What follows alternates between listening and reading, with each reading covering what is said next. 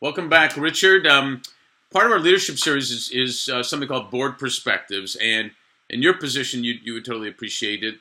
Board members obviously have to be valued leaders and contributors.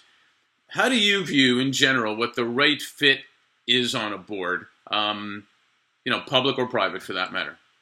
Yeah, no, it's an interesting question. If you were to ask me, what are the attributes that make a good marriage, I could sit here and I could list 6 things that should apply to all marriages. But at the same time, you have this sort of, softer element of personality and culture that has to be thought about when you bring someone onto a board. And that's a nonprofit board, that's a public corporation. So I think the right fit should take into consideration sort of the affect of the individual and whether or not they're going to appreciate the culture of a company. But make no mistake about it, just as trust would be something you would want to see in every marriage, you're going to need someone on the board who asks great questions.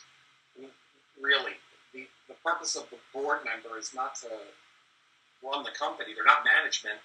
It's oversight. It's governance. Right. And one way of doing that is to make sure the individual is inquisitive, not a shy person, someone who's comfortable with asking questions. And I'll tell you what, our board, for example, is a great one because there's a lot of diversity on the board. People have come with different experiences. And I've heard individuals say at other companies that diversity is a good thing. But we also have 1 or 2 individuals on our board who come with cruise experience.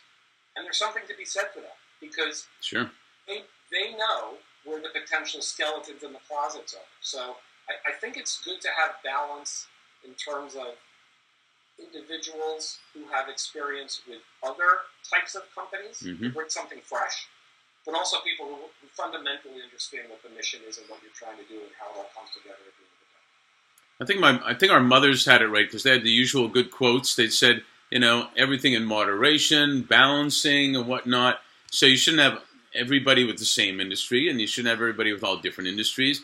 You should really have, diversity that makes sense, that complements each other, is what it sounds like you're saying. Absolutely. Very cool. Thanks for that contribution.